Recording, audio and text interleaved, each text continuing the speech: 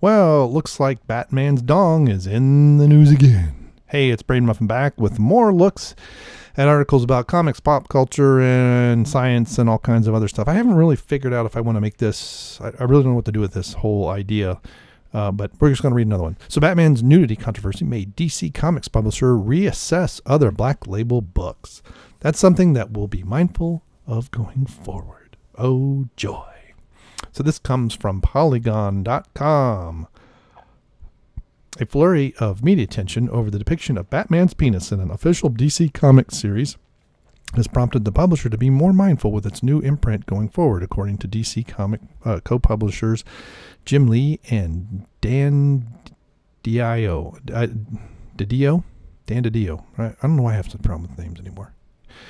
DC announced Black Label in March 2018 and defined the imprint with 3 factors. Big name creators, big name superheroes, and big dicks. Big helpings of creative freedom, including freedom from DC's main continuity. And that message was confused when Batman Damned #1 went to print with full frontal nudity. Hey, the full Monty. Why not? The British do it. DC edited panels of a naked Batman in digital and further print editions of Damned, but conversation, or I can't frickin' read, around the issue was irrevocably centered on the maturity of content in Black Label. It's amazing. I haven't read aloud in a long time, and that's my problem. If I was just reading this, I would have been done with the article. Rather than the work of the artist behind it and the potential offered by Black Label open space for creativity. I don't know where to stand and get good sound from my mic. This is confusing.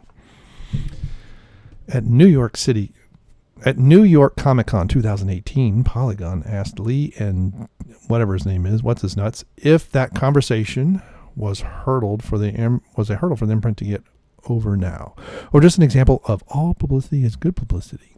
I don't know if that's true anymore, because you can get publicity for triggering people and they'll riot, and I don't think that's good for business. Lee acknowledged that Batman Damned garnered a lot of attention from its production errors, but said that ultimately the book would bring readers back to read issues 2 and 3 on the strength of its overall content, not just a few panels. In other words, more dicks next time. I think we made some choices that after it went out, and there were some production errors that led to the book being published the way it was, that ended up being a big story. So wait a minute. So I gotta click this. I gotta find out, are the production errors have been greatly overhyped? Let's look for some things.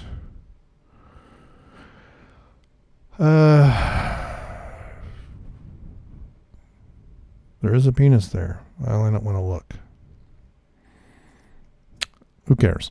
But thankfully, people were very pleased with the story and the content. Now, that's good. The beautiful art and story that Brian and Lee came up with really resonated with readers. Now, that's a good sign, because that's important. And Marvel needs to get their head out of their butts to figure that out. And if it's a good story, it could even be a female superhero if it's a good story. But the reception to Batman Damned was prompted some rethinking at DC, even if it's just a more cautious approach.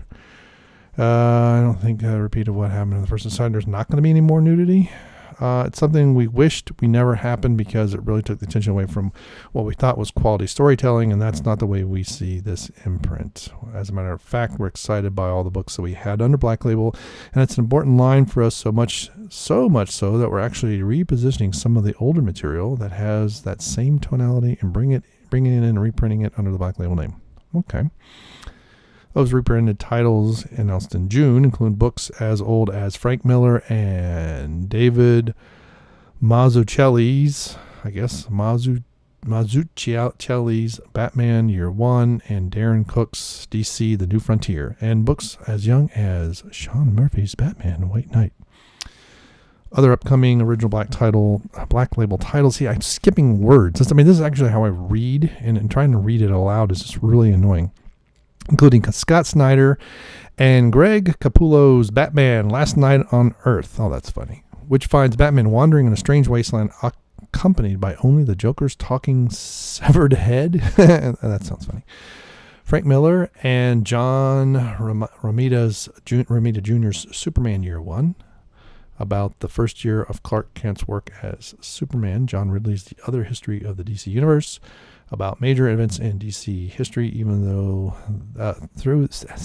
good God, seen through the eyes of heroes who belong to marginalized identities, and Kelly Sue DeConnick, I guess, and Phil Jimenez, Wonder Woman Historia, the Amazons. Oh no, Wonder Woman. The lost history of Wonder Woman's Amazonian forebears as told in their own words. Well, I hope he's right. Do we have any comments? Okay, it's difficult to see that as anything other than a deliberate publicity stunt. I don't buy the pearl clutching act. It definitely worked, though. I ran a shop and we had people calling for Bada Wang. All that. That's funny. They are truly playing 19. We'll see. I think the proof will be in the pudding. If issues 2 and 3 don't have the bat dong flying around, and they're as good, and the story is compelling, it will sell, and the controversy will die down. It'll look to be silly and all blown out of proportion. And if not, it'll be like, hey, you guys failed because you're idiots. Alrighty. So thanks for stopping by. Thanks for clicking like. Thanks for sharing. Thanks for retweeting and all that other good stuff. And I'll try to read. I'll work on my reading skills. See you. Bye.